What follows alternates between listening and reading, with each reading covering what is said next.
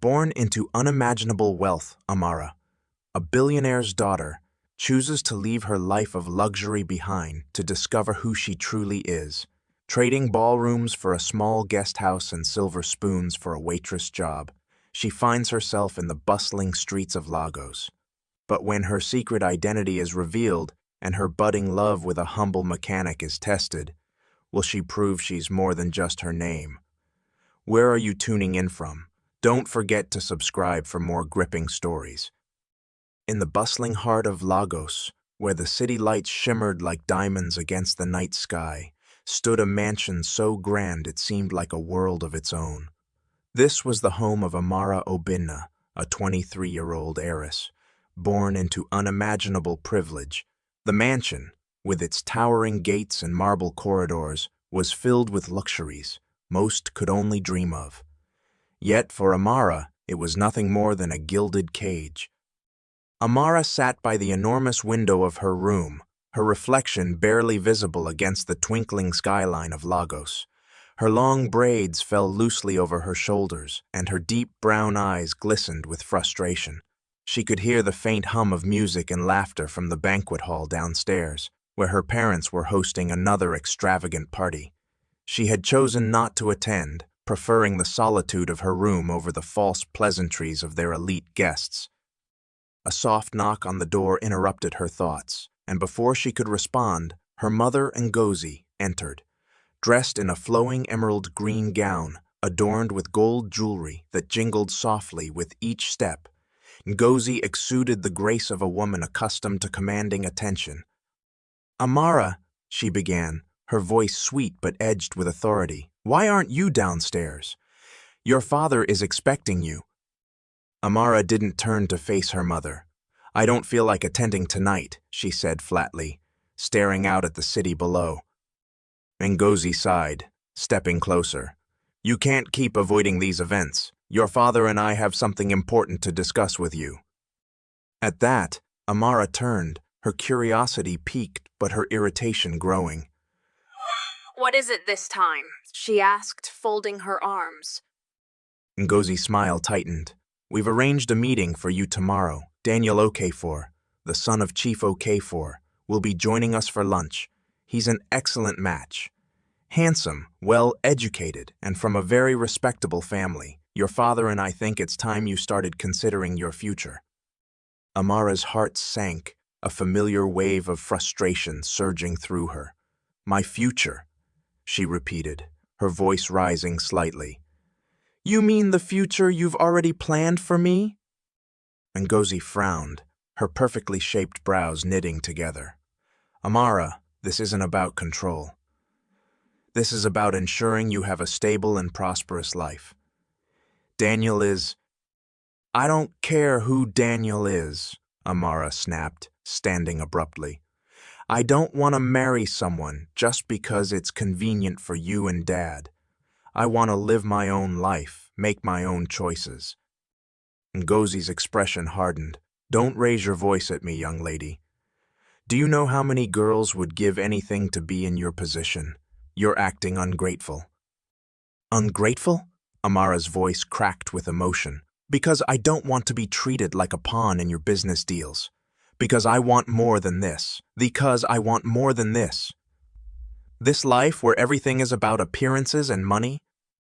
The room fell silent for a moment, the tension so thick it was suffocating. Then, a deeper, commanding voice echoed from the hallway. "Why, here?" Both women turned to see Chief Obinna standing in the doorway, his imposing figure framed by the ornate woodwork. Dressed in a crisp, navy blue suit, his presence was enough to make anyone pause. His sharp gaze moved between his wife and daughter, and the weight of his authority filled the room. "Amara," he said firmly, stepping inside. "What is this nonsense I'm hearing?" Amara's frustration bubbled over. "It's not nonsense, Dad. I'm tired of this life. I don't want to meet Daniel or any other so-called perfect match you've picked for me. I just want to be myself." Chief Obinna's jaw tightened, his voice dropping to a low, controlled tone. Yourself.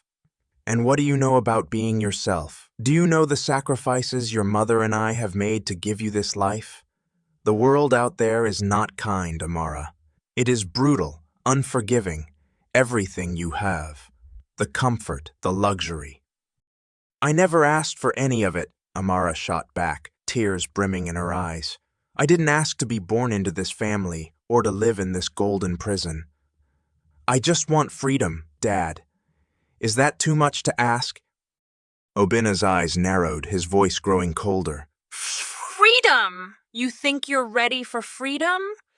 You wouldn't last a day outside these walls? Amara's fists clenched at her sides. Maybe I need to find out for myself. Her words hung in the air, startling even herself with their finality.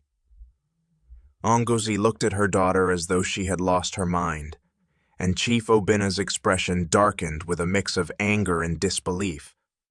You're being ridiculous, Ngozi said quickly, trying to defuse the situation. You don't mean that, Amara? You're just being dramatic. But Amara wasn't being dramatic. For the first time in her life, she felt a sense of clarity, of conviction. She met her father's gaze, her voice steady despite the storm of emotions inside her. I do mean it. Chief Obina's face hardened further. Fine. But don't come crying to us when the real world chews you up and spits you out. You'll see how fortunate you are to have this life. With that, he turned and strode out of the room, leaving Ngozi standing there, her expression a mixture of frustration and concern. Amara didn't wait for her mother to speak. She turned back to the window, tears streaming silently down her face as the weight of the confrontation settled over her.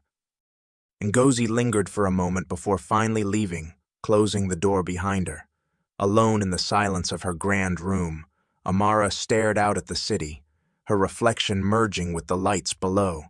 The world beyond those gates felt like a distant, unattainable dream, but tonight, she had decided that it was a dream worth chasing. Her mind raced with possibilities, plans forming in the back of her head. She didn't know where she would go or what she would do, but one thing was certain. She couldn't stay here any longer. Amara sat alone in her room, the weight of her father's words pressing on her like a heavy stone. The lavish space around her, the silk curtains, the crystal chandeliers, the meticulously curated furniture, felt suffocating.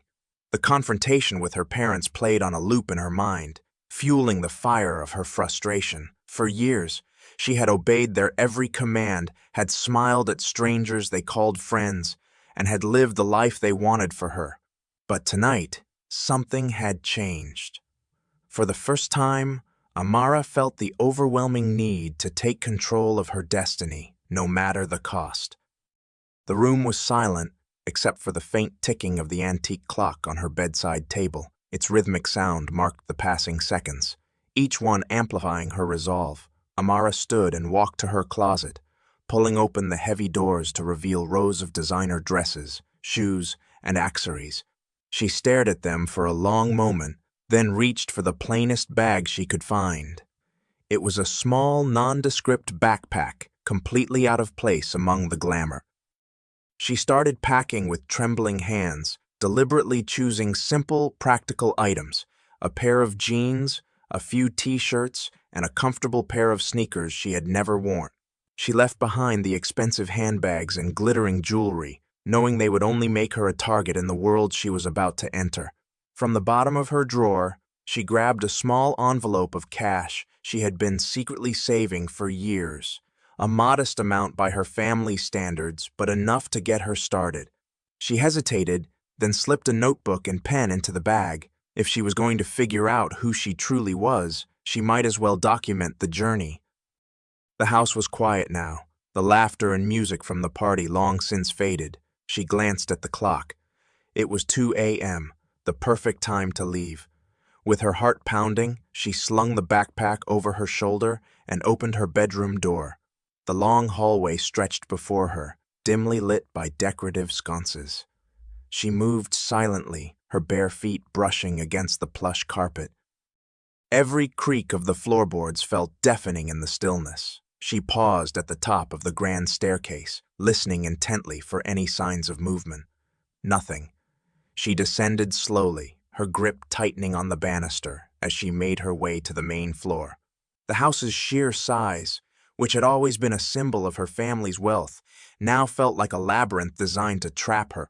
As she reached the front door, Amara hesitated. Her fingers hovered over the doorknob, her mind racing with doubts. Was she really ready to leave behind everything she had ever known? The image of her father's stern face flashed in her mind, his voice echoing, "You wouldn't last a day outside these walls." Her jaw tightened. She had to prove him wrong.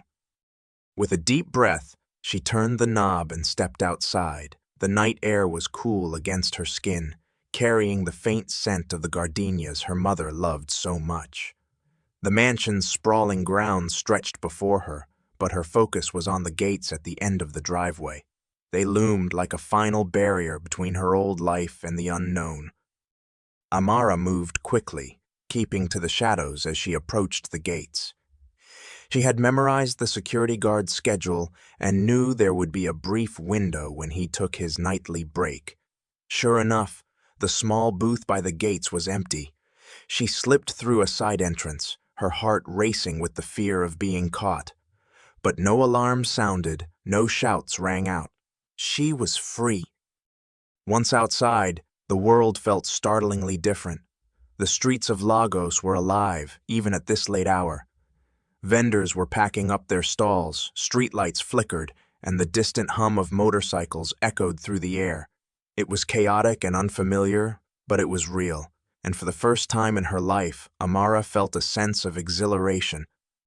She flagged down a taxi, its faded paint and rattling engine, a stark contrast to the sleek cars her family owned. The driver, a middle-aged man with a kind face, raised an eyebrow when she gave him her destination. Ajagunle, a working-class neighborhood, far from the affluent world she had always known. "Are you sure, madam?" he asked, glancing at her in the rearview mirror. "Yes," Amara said firmly, though her voice betrayed a hint of nervousness. The drive felt both endless and too short. As the cityscape transformed around her, gleaming skyscrapers giving way to narrow streets and crowded markets, Ara clutched her bag tightly. She stared out the window, absorbing every detail of this new world. It was loud, gritty, and unapologetically alive. She wondered if she had made a mistake, but then reminded herself that this was what she wanted. Authenticity. The taxi pulled up to a small guest house tucked away on a side street. The building was old, its paint peeling and its windows clouded with grime. But it was affordable, and more importantly, it was far removed from the life she was leaving behind. Amara paid the driver, who gave her a curious look before driving off. Inside, the guest house smelled faintly of dampness and disinfectant. The receptionist, a tired-looking woman in her 40s, barely glanced at Amara as she handed over some cash and received a key in return. Room 12. It was as plain as she expected. A single bed, a small fan, and a window that barely opened. But to Amara, it felt like freedom. She set her bag down and collapsed onto the bed, staring up at the cracked ceiling. The adrenaline that had carried her this far began to fade, replaced by exhaustion and uncertainty. She thought about her parents, about the life she had left behind. Were they searching for her already? Would they ever understand why she had to leave?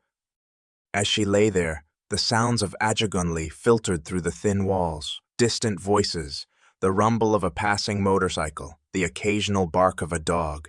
It was a far cry from the silence of her family's mansion, but it was exactly what she needed. Amara closed her eyes, letting the unfamiliar sounds lull her to sleep.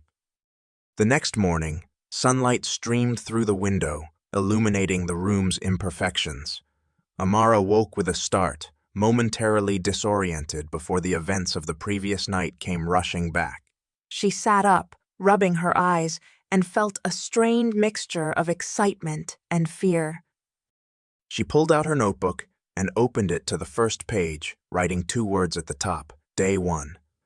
Beneath it, she scribbled a list of things to do: find food, explore the area, and, most importantly, look for a job. She had no idea what kind of work she could do, or if anyone would even hire her, but she was determined to try. Amara left the guest house with her backpack slung over one shoulder, stepping into the bustling streets of Ajagunle. The air was thick with the scent of street food and the chatter of people going about their day. She felt out of place, her carefully ironed jeans and clean sneakers standing out among the worn clothes of the locals. But she kept walking, determined to blend in. Her first stop was a small market where vendors called out to passers-by, their stalls overflowing with everything from fresh produce to second-hand clothes. She bought a small loaf of bread and ate it as she walked, savoring the simplicity of the meal. It was a far cry from the gourmet breakfasts she was used to, but it tasted better than anything she could remember. Amara wandered aimlessly, taking in the sights and sounds of her new environment. She passed by children playing soccer in the dirt, women haggling over prices, and men repairing old motorcycles. Everywhere she looked there was life. It was messy and chaotic, but it was beautiful in its authenticity. As the day wore on, Amara began to realize just how much she had to learn. She was no longer the billionaire's daughter with everything handed to her. Here, she was just another person trying to make her way. And for the first time, she felt truly alive. Amara woke early the next morning, the sun filtering through the grimy window of her guesthouse room. The sounds of Ajagunle had already started. Distant horns honking, vendors shouting to advertise their goods, and children laughing in the street. Her stomach growled, a sharp reminder that her journey into this new life came without the luxury of prepared meals. She glanced at her small pile of remaining cash, determination flaring in her chest. Today, she would find a job. She stepped out onto the bustling streets, a mix of nervous energy and excitement coursing through her. The narrow roads were alive with activity. Vendors lined the sidewalks, their stalls bursting with colorful fruits, vegetables, and goods. Motorcycles wove in and out of the crowds, their engines sputtering loudly. Amara took a deep breath, letting the chaotic energy of the area wash over her. She knew she didn't belong here, not yet, but she was determined to find her place. Her first stop was a small clothing stall. The woman behind the counter eyed her skeptically as Amara approached. "Good morning," Amara said with a polite smile. "Do you need help here? I'm looking for work." The woman raised an eyebrow, her hands busy folding a stack of shirts. "Work? You don't look like you've ever worked a day in your life." Amara's cheeks flushed. "I can learn," she said quickly. "I'm willing to do anything." The woman shook her head. "I need someone who can handle customers, not someone who'll scare them off with fancy talk. Move along." Rejection after rejection followed. A small cafe turned her away, the manager laughing as he muttered something about her soft hands. A market vendor selling plantains told her she'd slow down the business. Even a tiny electronics repair shop dismissed her, the owner too busy to explain why.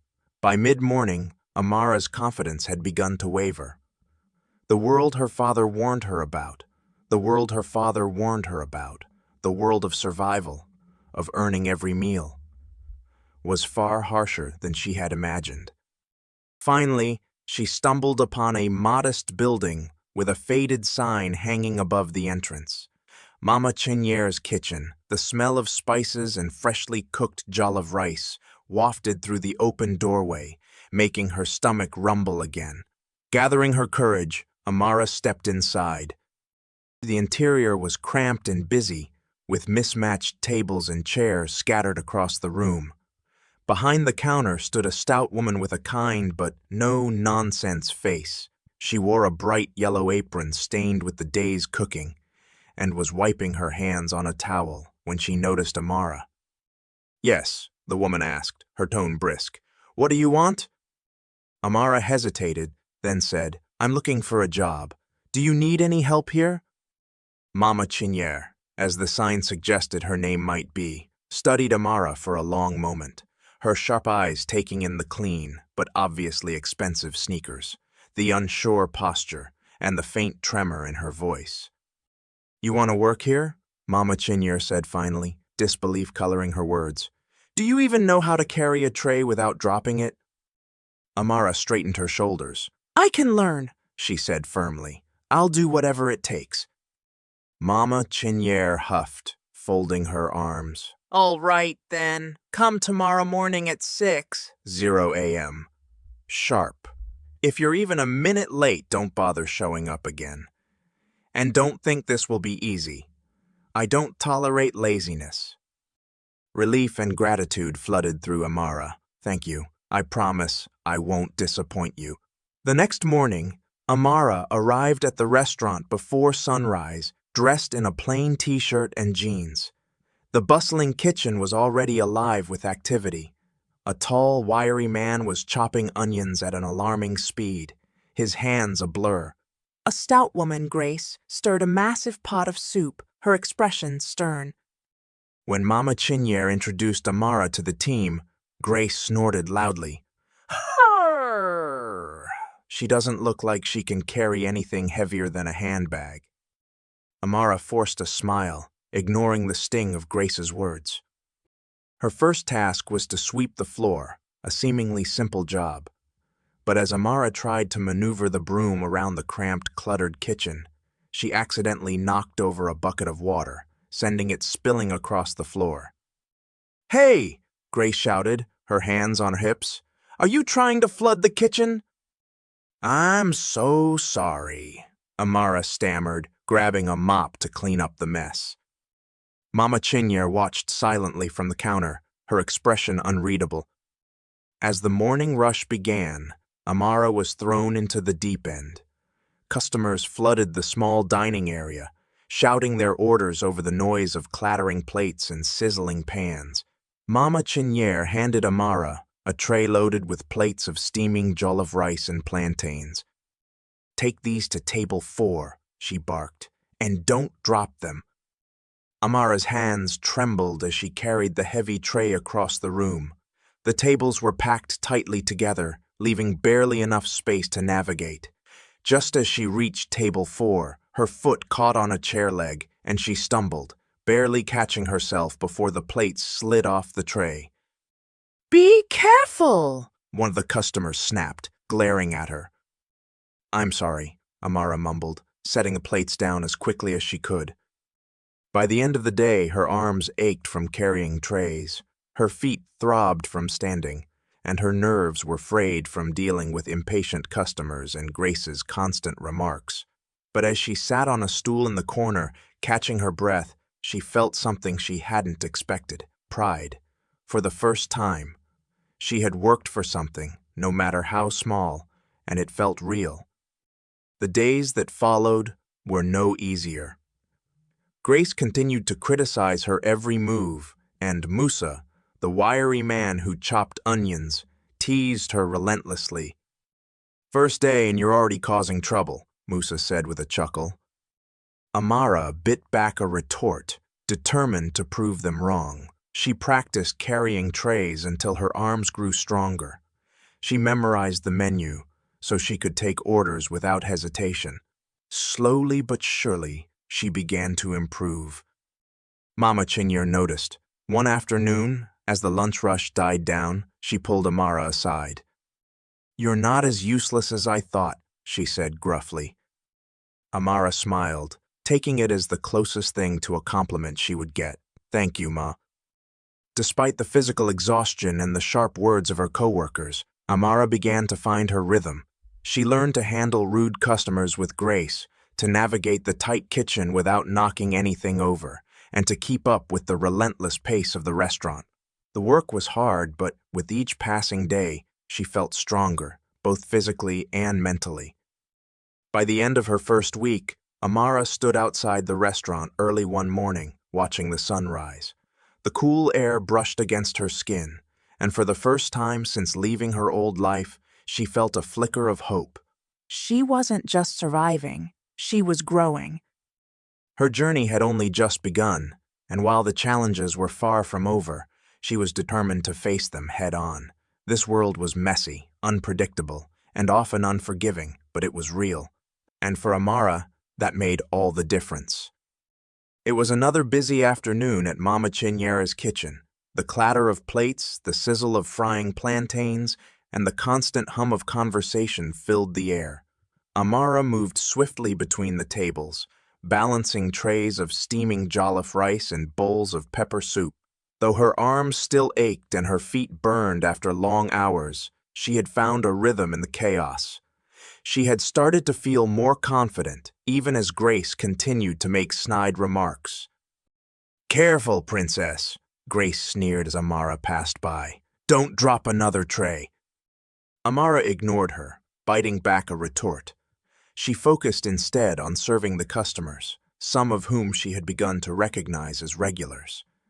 But today, as she approached a table in the corner to clear empty plates, a new face caught her eye. He was sitting by the window, his tall frame leaning slightly forward as he scanned the menu. His grease-stained t-shirt and jeans told her he was a working man, likely a mechanic or laborer. But what struck her most was his face, sharp features softened by a warm smile that he directed at Mama Chinyere, who stood behind the counter. "I'll have jollof of rice with plantains," the man said in a deep, calm voice. "And a cold bottle of malt, please." Amara realized she had been standing still, staring at him. She quickly gathered the empty plates and headed back to the kitchen, her cheeks warm with embarrassment. "That's Chidi," Musa whispered as she passed him at the chopping station. "He works at the mechanic shop down the road. Comes here once in a while. Seems quiet, but he's a good guy." Amara didn't respond, but her curiosity was piqued. As soon as the food was ready, she took the plate and bottle of malt, carefully balancing them as she made her way to Chidi's table.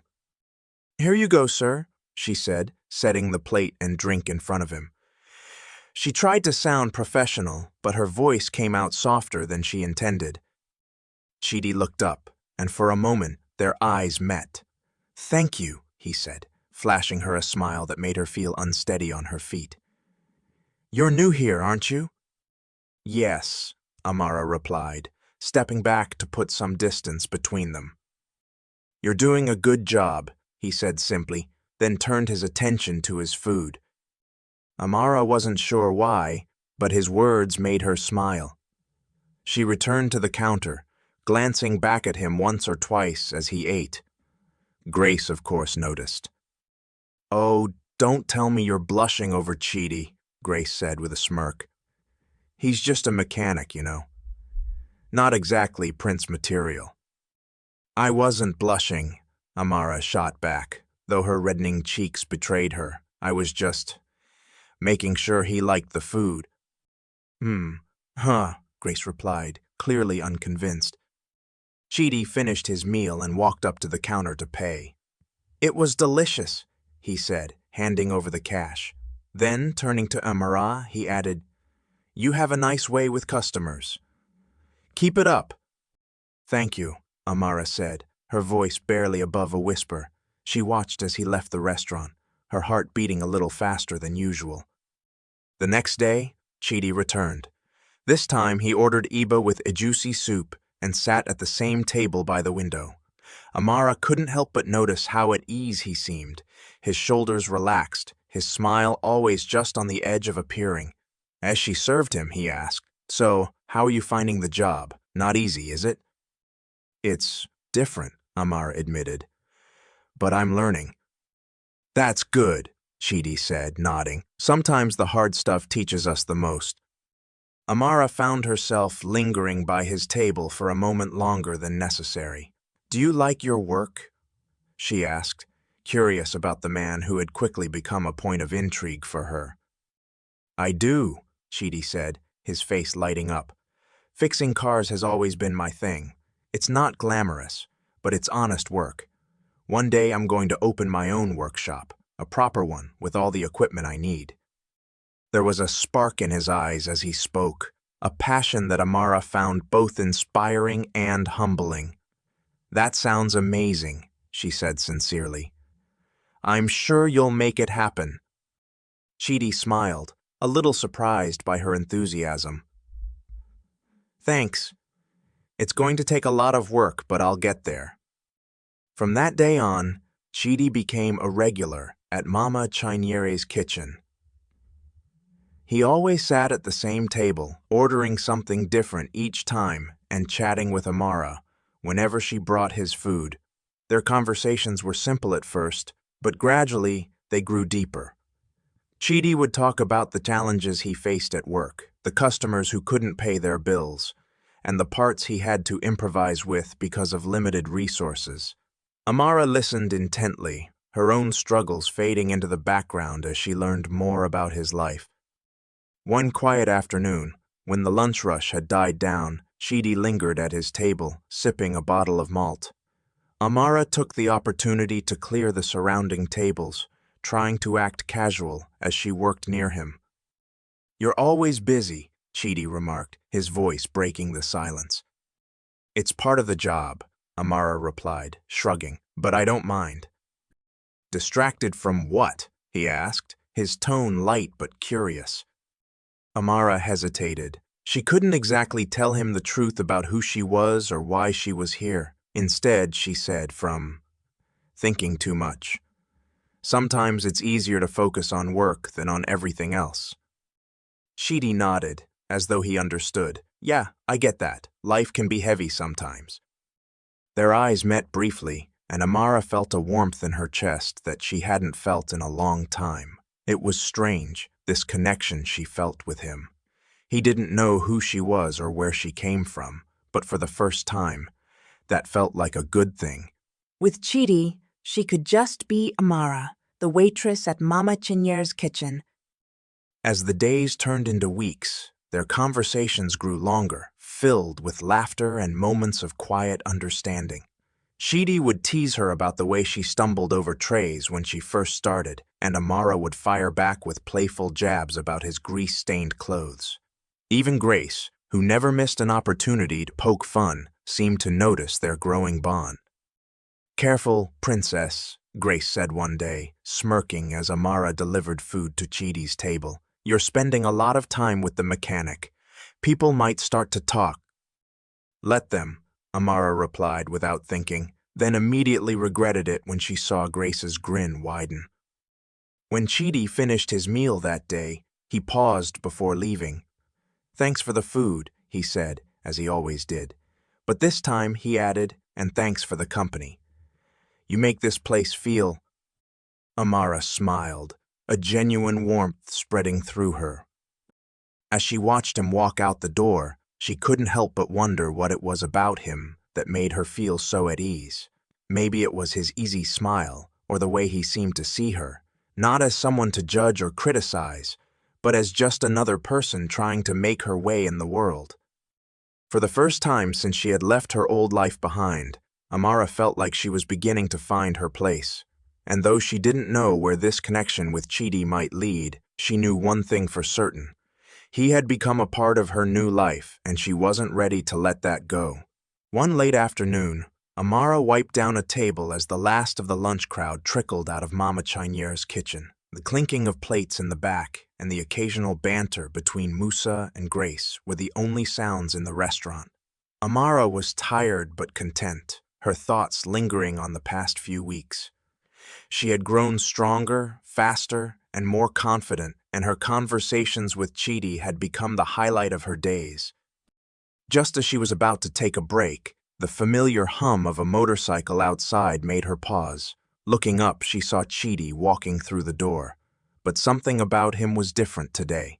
His shoulders were slumped, his usual easy smile replaced with a tight, troubled expression. He sat at his usual table without a word, resting his elbows on the surface and rubbing his hands over his face. Amara approached cautiously, a plate of steaming jollof rice and fried plantains in hand. Your usual, she said softly, setting the plate down. Chidi looked up, his eyes wary. Thanks, he murmured, but there was no warmth in his voice. She hesitated, then pulled out the chair across from him. He let out a bitter laugh, shaking his head. "The workshop is gone," he said, his voice thick with frustration. "The landlord sold the land to some big company. They came in with bulldozers this morning, didn't even give us proper notice." Amara's breath hitched. Gone! She repeated, her chest tightening. Say sorry. He shrugged, but his face betrayed the pain he was trying to hide. "That place wasn't much, but it was mine. I worked so hard to build it up, and now I have nothing." Amara's heart ached for him. She could see the defeat in his eyes, the weight of his loss pressing down on him. She wanted to help, to do something, anything, to make it better. But what could she do without revealing who she really was? Is there anything I can do?" she asked hesitantly. Chidi gave her a small, sad smile. "Thanks, Amara, but this is something I have to figure out on my own. I'll manage somehow." That night, as Amara lay in her small room, Chidi's words replayed in her mind. She stared at the cracked ceiling, her thoughts racing. She couldn't just sit back and do nothing. Chidi had a dream, and he deserved a chance to rebuild it. But how could she help without exposing the truth about her identity? The answer came to her suddenly: her father's company. Chief Obina's real estate firm had recently announced an entrepreneurship competition, offering funding and resources to help small business owners. Amara had overheard her parents discussing it at one of their many dinner parties. If Chidi could enter the competition, he might have a chance to start over. But there was a problem. Chidi would never hear about the competition on his own, and even if he did, he might be too proud to apply. Amara would have to find a way to help him. The next morning, before her shift at the restaurant, Amara made a call to her old friend Shade, the only person who knew where she was. "Shade," she said, her voice urgent, "I need your help." Shade's voice crackled through the line. "Amara, where have you been? I've been worried sick." "I'll explain everything later, I promise," Amara said quickly. "But right now, I need you to get me information about my father's entrepreneurship competition." Shade was silent for a moment, then sighed. "You're serious about this, aren't you?" "I am," Amara said. "It's for someone who really needs it." Shade promised to get her the details, and by the end of the day, Amara had everything she needed. She carefully slipped the application forms into her bag, feeling a mix of excitement and anxiety. Now came the hard part, convincing Chidi to apply without letting him know how she found out. The next day, as Chidi sat at his usual table, Amara approached with a folded piece of paper in her hand. "Chidi," she said, her voice steady despite her nerves. "I heard about this competition." "They're offering funding for small businesses. I thought it might help you rebuild your workshop." Chidi took the paper, frowning as he read through it. "How did you hear about this?" he asked, his tone cautious. Amara hesitated, then said, "A customer mentioned it." He looked at her for a long moment, then nodded slowly. Over the next week, Chidi worked tirelessly on his application. Amara offered to help, and they spent late nights at the restaurant going over his business plan and brainstorming ideas. She marveled at his determination, at the way his eyes lit up when he talked about his vision for a new workshop. When the day of the competition arrived, Amara watched nervously from the sidelines as Chidi presented his plan to the judges. He spoke with confidence and passion, his love for his work shining through every word. When the results were announced, Amara held her breath. "And the winner is Chidi OK4. The crowd erupted into applause, and Amara's heart swelled with pride. Chidi had done it. He had earned this victory on his own merit, and she couldn't have been happier for him. Afterward, as they celebrated at the restaurant with Musa, Grace, and Mama Chenier, Chidi pulled Amara aside. "I don't know how to thank you," he said. his voice filled with emotion. You believed in me when I didn't even believe in myself. You did all the hard work, Amara replied, smiling. You deserve this. But even as they laughed and clinked bottles of malt, a knot of guilt tightened in Amara's chest. She had helped Sheedy, yes, but she hadn't been honest with him. The truth about her identity loomed over her like a storm cloud, and she knew it was only a matter of time before it came crashing down. That time came sooner than she expected. A week after the competition, Sheedy stopped by the restaurant late in the evening, his face unusually serious. He placed a folded newspaper on the counter in front of Amara. The headline read, Bobina Group launches entrepreneur initiative. Amara's stomach dropped. Amara, Sheedy said, his voice steady but laced with suspicion. Why is your last name on this? She opened her mouth to respond, but no words came. The air felt thick, her heart pounding in her chest. Finally, she whispered, I can explain. Then explain, Sheedy said, his tone sharper now. Who are you, really? Amara swallowed hard. There was no turning back now. My name isn't just Amara. It's Amara Obina. My father is Chief Obina, the one who owns the company that ran the competition.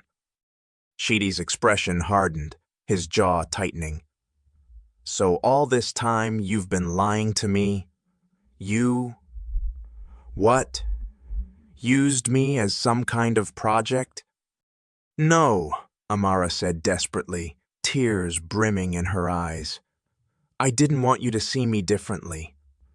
I wanted to help you, but I didn't know how to tell you the truth. Sheedy took a step back, shaking his head. You don't understand what it's like to struggle, Amara. You had everything handed to you, and you still couldn't be honest with me. I wasn't trying to deceive you, Amara pleaded. I just wanted to be someone else for a while, someone real. Sheedy's eyes softened for a moment, but the hurt remained. I need time to think, he said quietly, turning to leave. Amara stood frozen, watching as he walked out the door. The weight of her secret had finally come crashing down, and she didn't know if their bond could survive it. For days, Amara felt the ache of Chidi's absence. He didn't come to Mama Chinera's kitchen, and the silence where his laughter used to fill the room was unbearable. She threw herself into her work. But even Grace noticed her distraction. You've been off since your mechanic stopped showing up, Grace said one afternoon, her tone unusually soft. What happened? Did you scare him away?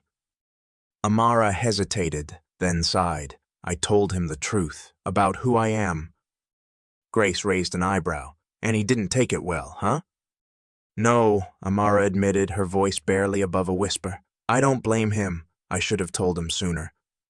Grace crossed her arms, leaning against the counter. Well, if he's worth anything, he'll come around. If not, she shrugged. At least you were honest. Amara nodded, though doubt still gnawed at her. She spent the next week replaying every conversation she'd had with Chidi, wishing she could go back and do things differently. The guilt and uncertainty consumed her, but she clung to a fragile hope that he might forgive her. Then, one quiet evening, the bell above the restaurant door jingled. Amara looked up from the table she was wiping and froze. Chidi stood there, his hands shoved into his pockets, his expression unreadable. Her heart leapt and sank all at once. She said softly, her voice trembling. He nodded toward the door. Can we talk? Amara quickly set down her cloth and followed him outside. The streets of Ajagunle were quieter than usual, the fading sunlight casting long shadows across the pavement. They walked a few steps away from the restaurant, and Chidi turned to face her. I've been thinking a lot, he began, his tone measured. About everything. About you. Amara held her breath, afraid of what he might say next. I was angry, he continued, his gaze meeting hers. I felt betrayed. But the more I thought about it, the more I realized. You didn't have to tell me the truth. You didn't have to tell me the truth. You could have kept hiding, but you didn't. That took courage. Amara blinked, her eyes stinging with tears. I didn't want to lose you, she admitted. I never meant to hurt you, Chitty. I didn't know how to tell you without ruining everything. Chitty sighed, his shoulders relaxing slightly. I'm not gonna lie. It's still hard for me to wrap my head around. You're the daughter of one of the richest men in Lagos, and I'm just a mechanic trying to rebuild my life. You're not just anything, Amara said firmly, stepping closer. You're the hardest, working, most genuine person I've ever met. And I don't care about the money or the status. I care about you. Her words hung in the air for a moment, and then Chidi smiled. Just a little, but it was enough to make her heart soar. All right, he said, his voice softer now. If we're gonna move forward, I need to know one thing. That competition, was it rigged? Did you pull any strings to make sure I won? Amara shook her head quickly. I swear I only made sure you knew about it. The rest. Your plan, your presentation. That was all you. You earned it.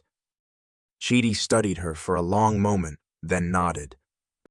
Relief washed over Amara, and she felt tears slipping down her cheeks. Chidi reached out, gently brushing a tear from her face. I care about you too, Amara. But if we're going to make this work, we have to be honest with each other from now on. No more secrets. No more secrets, she promised, her voice steady. Over the next few days, Chidi and Amara began to rebuild not just their relationship, but his dream. With the funding he had won from the competition, Chidi was finally able to look for a new location for his workshop. Amara offered to help, and together they scoured the streets of Lagos, inspecting empty lots and abandoned buildings. One afternoon, they stumbled upon an old garage on the outskirts of Ajegunle. The building was run down, with peeling paint and broken windows, but it had potential. Chidi's eyes lit up as he walked through the space, already imagining what it could become. This is it, he said, his voice filled with excitement. This is where I'll start again. Amara smiled, her heart swelling at the sight of his enthusiasm. It's perfect, she said. I can already see it. Cars lined up outside, customers coming in and out, and your name on a big sign above the door. Chidi grinned. You really think so?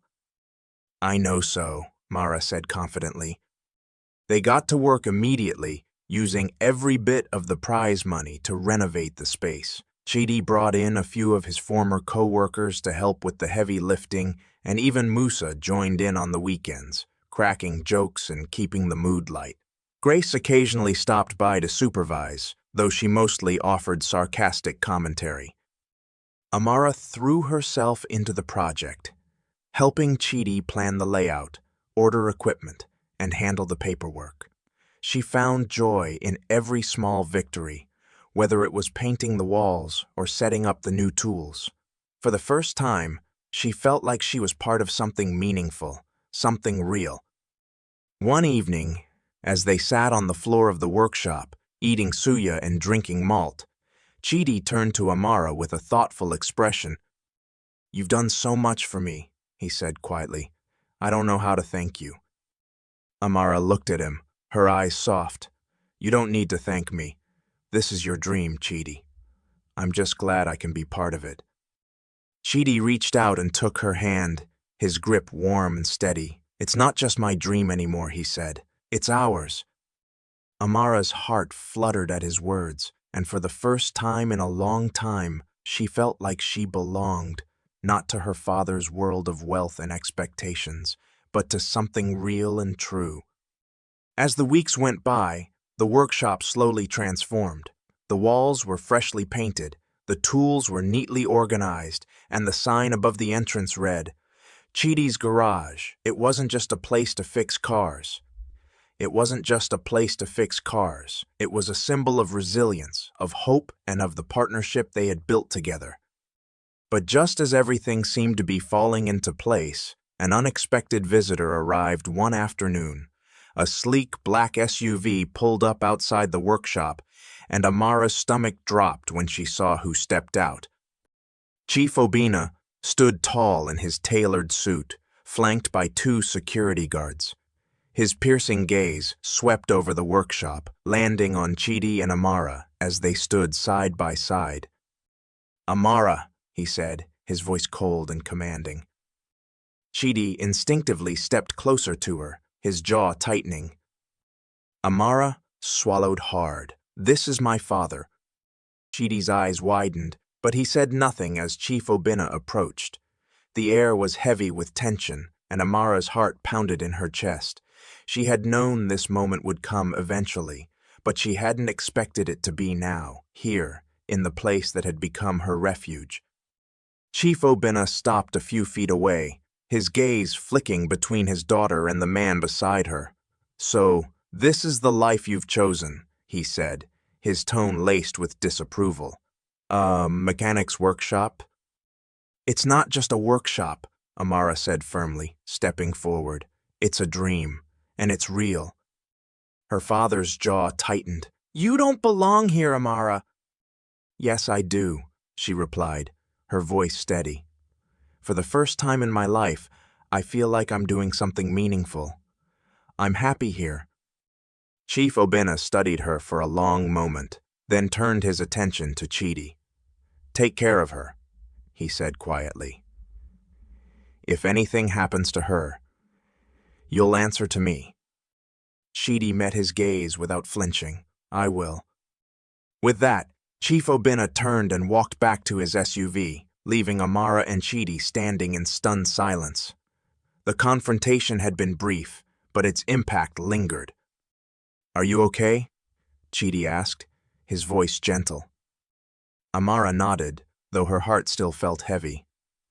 As they stood together in the fading light, Amara felt a renewed sense of determination. They had faced so much already, and she knew there would be more challenges ahead.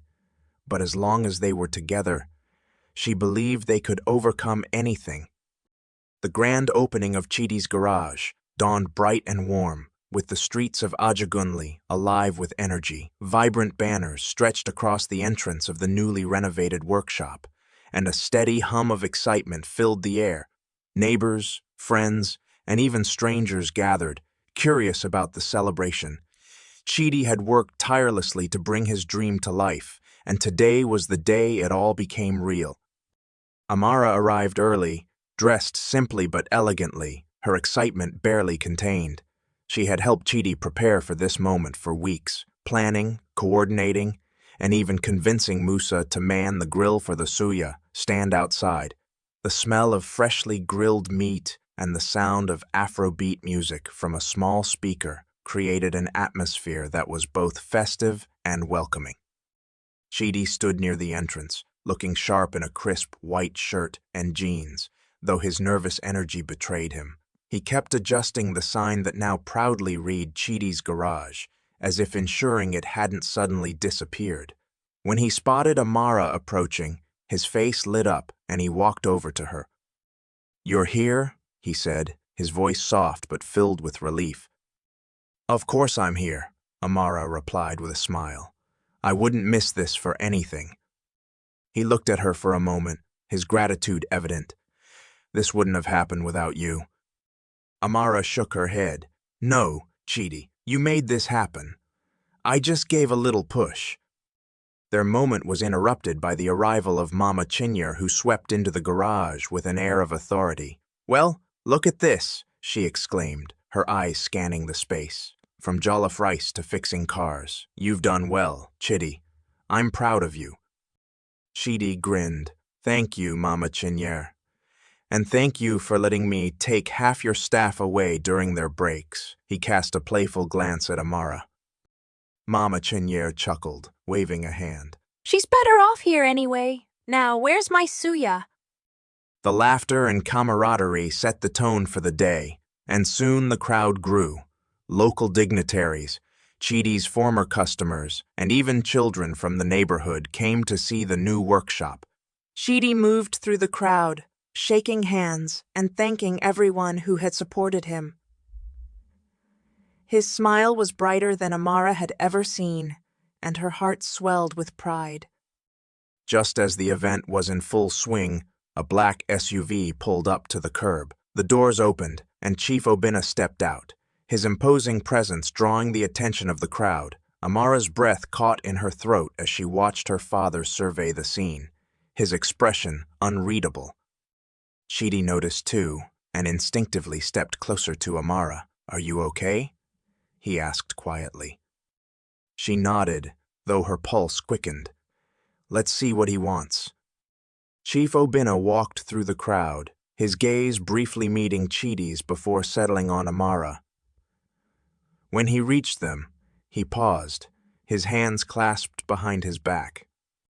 "This is quite the turnout," he said, his tone neutral. "I must admit I wasn't sure what to expect." Amara lifted her chin, her voice steady. Chief Obinna turned to Chidi, his sharp eyes narrowing slightly. "You've done well," he said after a moment. "You've built something from the ground up. That's no small feat." Chidi met his gaze without flinching. "Thank you, sir. It hasn't been easy, but it's been worth it." There was a brief silence before Chief Obinna extended his hand. "Congratulations, Chidi. I hope this garage is as successful as you've dreamed it to be." Chidi hesitated, glancing at Amara, who gave him a small, encouraging nod. Then he reached out and shook the older man's hand firmly. "Thank you, Chief Obinna. That means a lot." The exchange felt like a truce, an unspoken acknowledgement of mutual respect. As Chief Obinna stepped away, he turned to Amara, his voice quieter now. "You've surprised me, Amara. I didn't think you had it in you to stick this out." Amara smiled faintly. "I learned from the best, didn't I?" For the first time in what felt like years, her father's expression softened. He nodded slightly, then turned and walked back to his car. Amara watched him go, a weight lifting from her shoulders. It wasn't a complete reconciliation, but it was a start. The rest of the event passed in a blur of celebration. Customers wandered through the garage, inspecting the spotless floors and neatly arranged tools.